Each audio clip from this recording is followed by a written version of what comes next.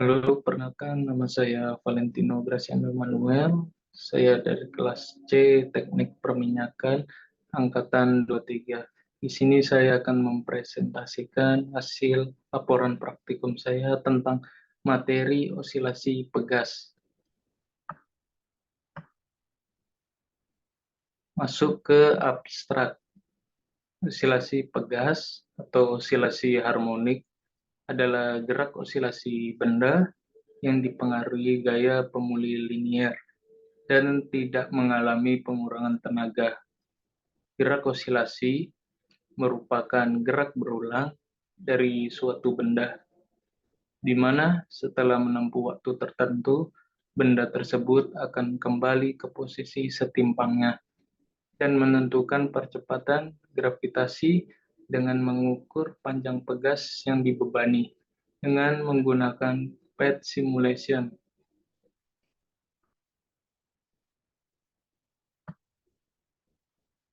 Masuk ke bab 1, latar belakang. Sebuah pegas yang apabila diberi beban dan simpangan akan menimbulkan sebuah gerakan, yaitu gerakan harmonik. Gerak gaya dari pegas itu juga dipengaruhi oleh faktor nilai tetapan pegas itu sendiri. Oleh karena itu, akan dilakukan percobaan tetapan pegas untuk lebih memahaminya. Osilasi pegas ini sendiri sering dan dapat dijumpai di lingkungan sekitar. Banyak sekali contohnya yang penerapannya yaitu seperti pada gerakan kipas angin yang ke kiri dan ke kanan.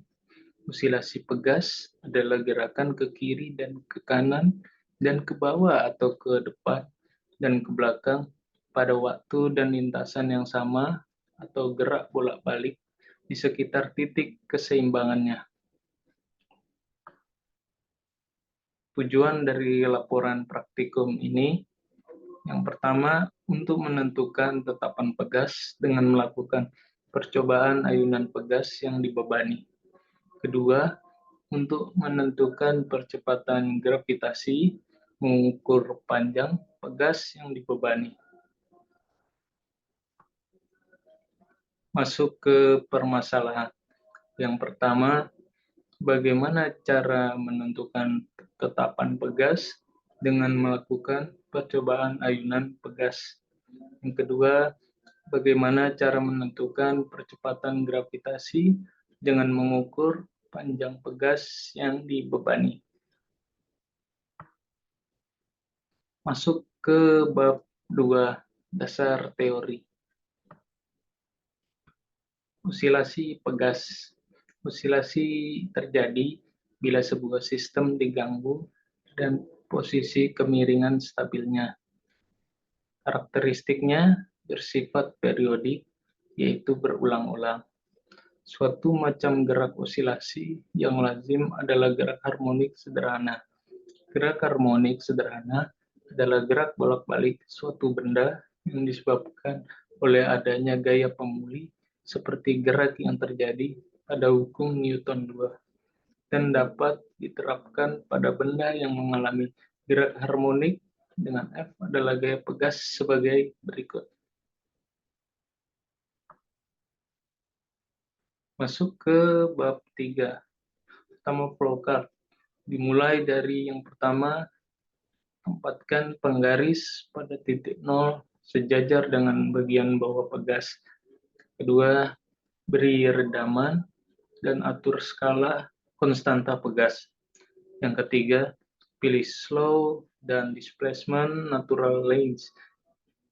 4. Atur masanya. 5. Gantungkanlah benda pada pegas, lalu tarik tabung itu sedikit ke bawah dan kemudian lepaskan.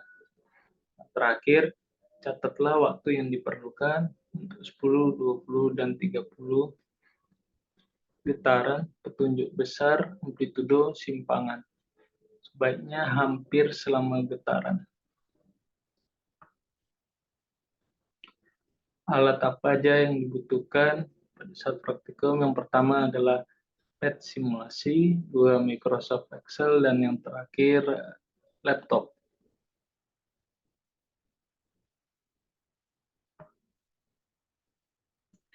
Masuk ke prosedur kerja. Langkah pertama adalah buka link Path Projectile Motion Simulation. 2. Klik lab seperti yang digunakan gambar.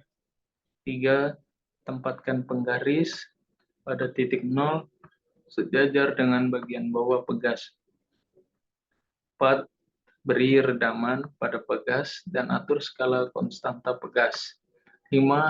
Pilih slow and displacement natural length. Yang keenam, untuk mengubah massa, gunakan bilah geser di bagian atas. Atur variasi massanya sesuai instruksi.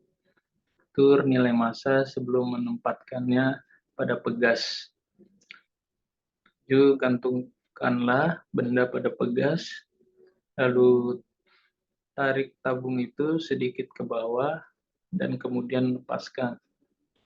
8. Catatlah waktu yang diperlukan untuk 10, 20, dan 30 getaran. Tunjuk besar amplitudo simpangan sebaiknya hampir sama selama getaran.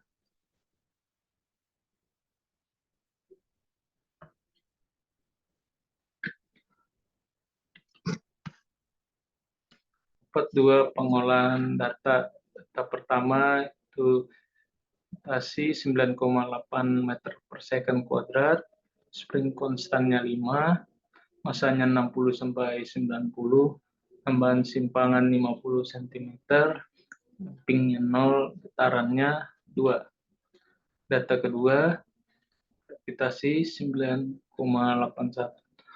meter per second kuadrat, spring konstannya 6, masanya 60 sampai 90, penambahan simpangan 50 cm, gampingnya 0, getarannya 2.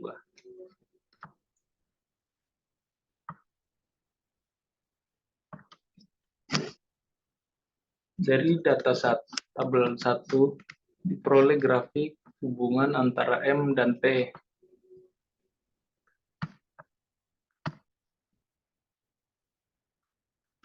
Dari tabel data 1 diperoleh grafik hubungan antara M dan T. Dan dari tabel data 1 diperoleh juga grafik dari hubungan antara M dan T kuadrat.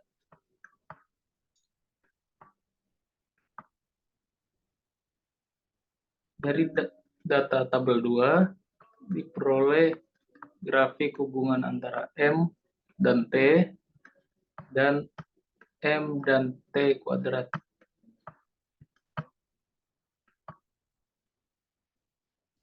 Masuk ke pembahasan. Yang pertama, dari data praktikum yang saya lakukan, dapat dilihat bahwa massa beban memiliki pengaruh terhadap periode.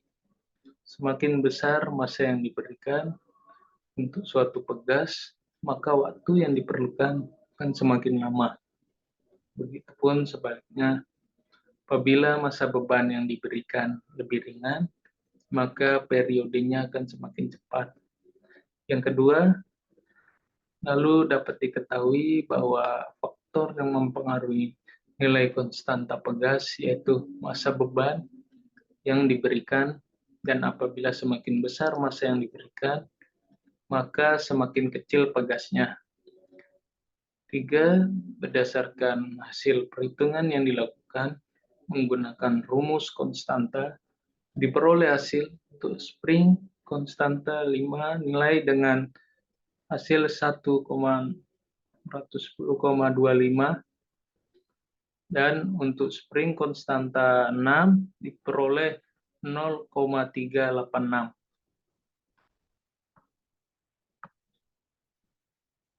Masuk ke bab 5, kesimpulan.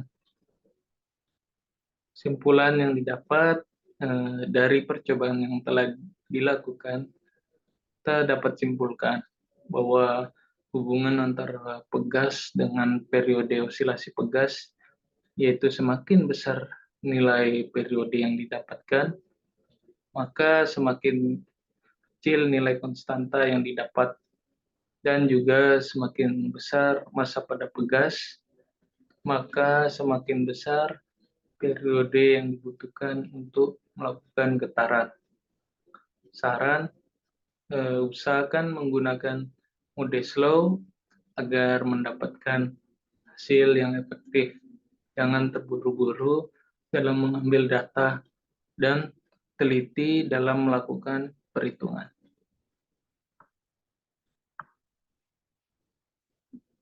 Terima kasih. Sekian presentasi hasil laporan praktikum tentang materi osilasi pegas.